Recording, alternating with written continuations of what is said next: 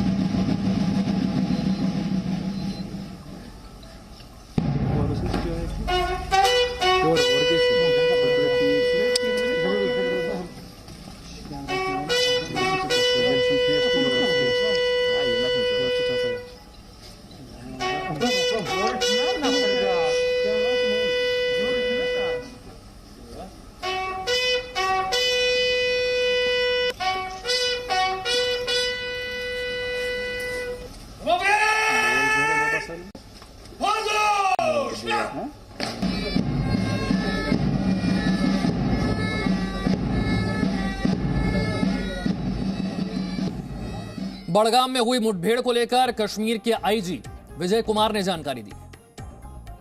Police army CRPF मिलके कॉर्डन डाला। Initial encounter में इनकाउंटर हुआ, उसमें हमारे एक SPO बहादुर हमारे कलीग हैं अल्ताफ साहब, उनका उसमें मार्टियर हो गए। एक SC कैंसर मंजूर साहब है, वो इंजर्ड हो गए, वो स्टेबल है। उसके बाद मॉर्निंग में फिर से सर्च शुरू किया गया तो मिलिट्री वहाँ से भाग चुका था। फिर ब्लड के हम लोग BDS स्क्वाड को बुलाए गए और उसको ट्रैक किया गया। तो 2 किलोमीटर आगे जाके गांव है कि जहाँ पर ब्लड स्टैंड उनका ब्लड ट्रेल खत्म होता है, उस गांव का कॉर्डन डाल दिए। सर्च जारी है। खालिद हमारे साथ और जानकारी के साथ जुड़ गए हैं। खालिद, के किस तरह का इनपुट सुरक्षा बलों के पास था, कैसे मुठभेड़ शुरू हुई, अभी की स्थिति क्या है, ये सब विस्तार से बताइए। विशाल, मैं आपको बता दूं, पिछले 24 घंटों में अगर हम बात करें तो कश्मीर घाटी में 2 ऑपरेशन देखने को मिले हैं। बीती देर रात सुरक्षा बलों को एक इनपुट के आधार पर उन्होंने बेदिन गांव जो है शोपियां इलाके में दक्षिणी कश्मीर में, वहां इनपुट मिला कि 2 से 3 मिलिटेंट्स वहां पर छुपे हुए हैं और उस पूरे गांव को घेरे में ले लिया गया।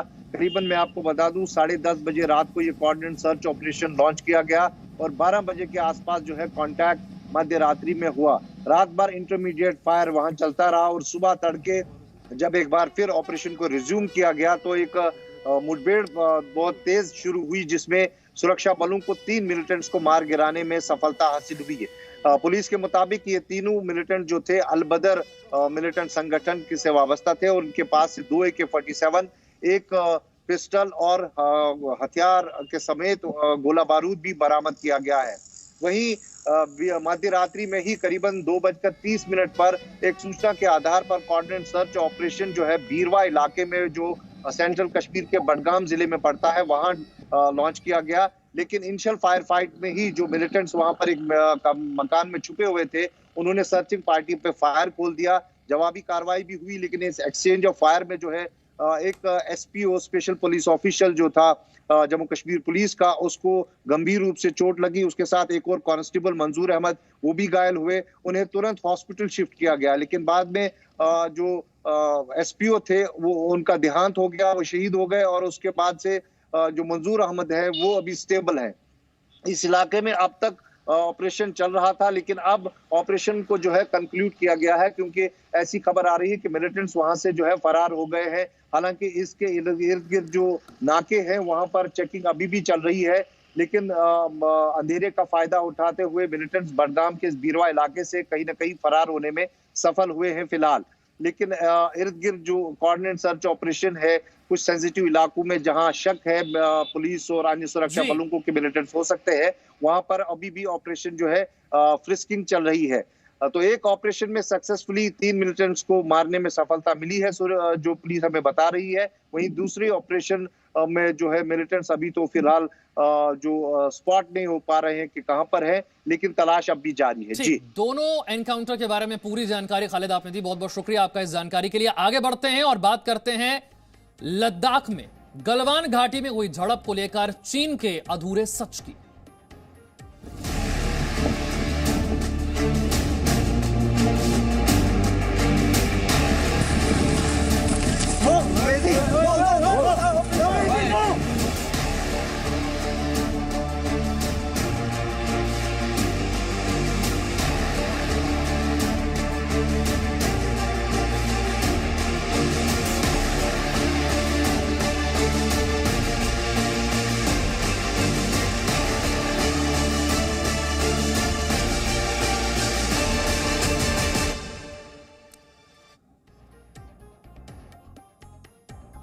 लद्दाख की गलवान घाटी में एलएसी पर चीन ने जून 2020 में हुई हिंसक झड़प के 8 महीने के बाद आखिरकार चीन ने सच कबूल कर लिया, लेकिन वो भी अधूरा सच।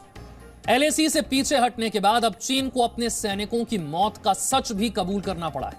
लेकिन 8 महीने बाद भी चीन ने अपनी ही सीमा की रक्षा करने वाले सैनिकों की मौत की संख्या को कबूल करने में चीन को अब भी शर्म आ रही है।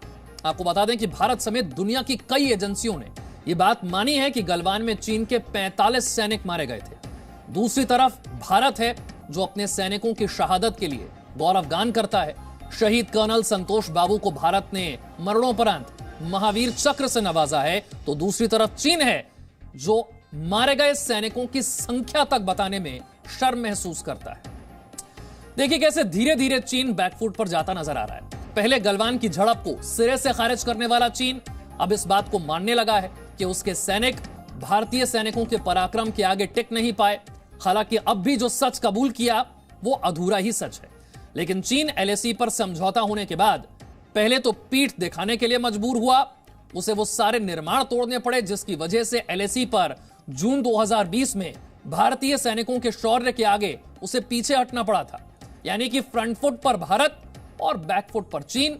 एलएसी पर समझौता हुआ, चीन पीठ दिखाने के लिए मजबूर हुआ और अब गलवान का सच कबूल करने के लिए भी उसे मानना पड़ा है, स्वीकार करना पड़ा है कि उसके सैनिक इस मुठभेड़ में मारे गए थे।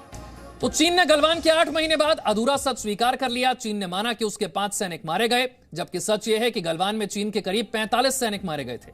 आपको याद होगा अभी हाल ही में पैंगोंग से चीन की सेना के पीछे हटने की तस्वीरें भी हमने आपको दिखाई थी। भारत और चीन का समझौता हुआ है और चीन की सेना पीछे हटने के लिए मजबूर हो गई है। फिंगर 8 से पीछे सिरजा पोस्ट तक जाने के लिए चीन तैयार हो गया है और उसी तरफ आगे बढ़ भी रहा है। कृष्ण मोहन हमारे साथ और जानकारी के साथ है। कृष्ण मोहन, पहले एलएसी को लेकर समझौता, फिंगर 8 से पीछे हटने के लिए चीन मजबूर और अब गलवान का सच भी कबूल करना पड़ा, हालांकि अधूरा सच है अब भी।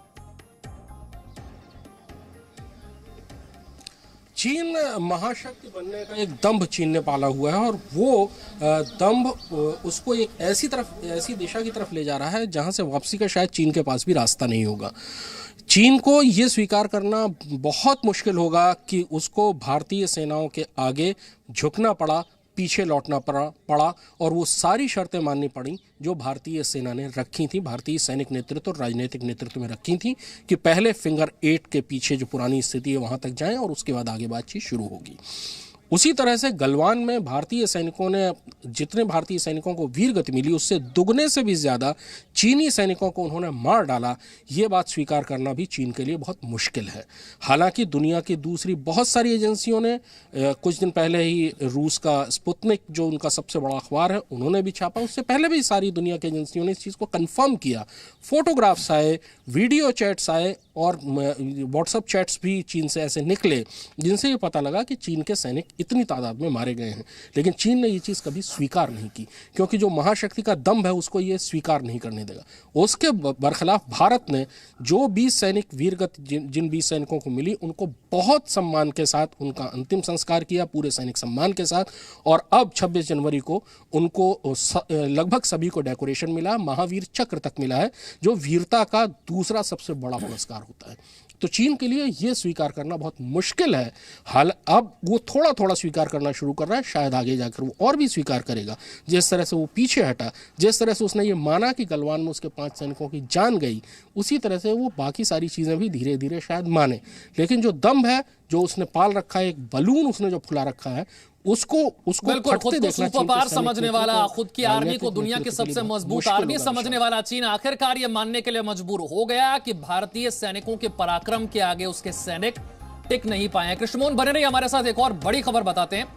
भारत और चीन के बीच कोर कमांडर स्तर की बातचीत कल यानी कि 20 फरवरी को होने वाली है मोल्डो में। इस बातचीत में अब तक सेना की वापसी किस तरह से हुई है उसकी समीक्षा होगी। गोगरा, हॉट स्प्रिंग और डेप्सांग के बारे में भी इसमें चर्चा होने वाली है। कृष्णमोहन से जरा विस्तार से समझते हैं इस मीटिंग को लेकर। कृष्णमोहन।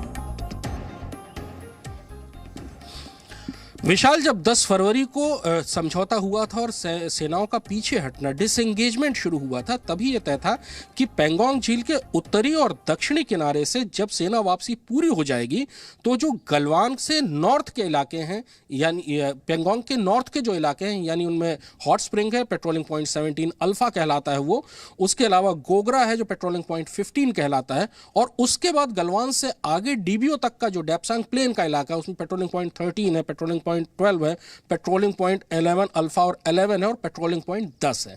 ये ऐसी पॉइंट्स हैं कि जहां पर अभी भी दोनों सेनाओं के बीच में तनाव बना हुआ है, सैनिक आमने सामने हैं।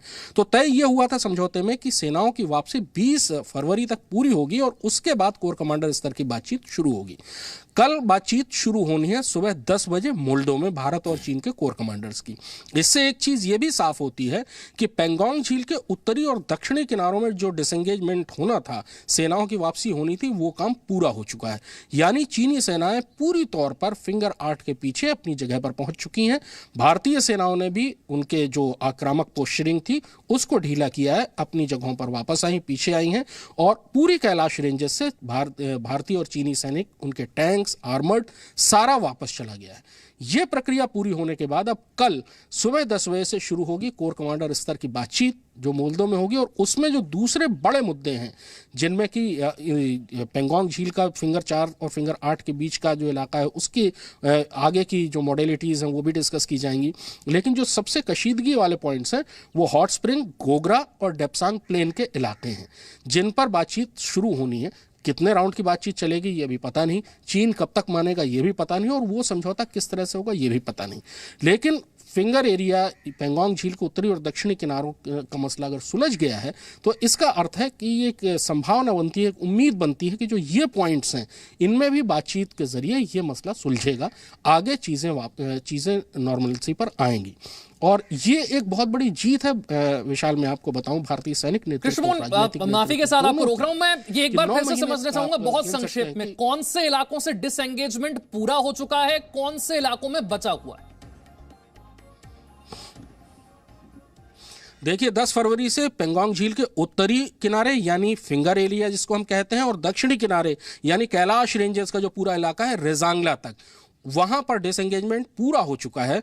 और अब कल जो चर्चा होगी उसमें हॉट स्प्रिंग, गोगरा और डेप्सांग प्लेन के इलाके, उसमें 5-7 पेट्रोलिंग पॉइंट्स हैं जिनके बारे में अब चर्चा शुरू होगी कि वहां डिसएंगेजमेंट की प्रोसेस कब और कैसे शुरू की जाए। शुक्रिया कृष्णमोहन इस जानकारी। Presenting B News app available on Google Play and App Store. Download it now.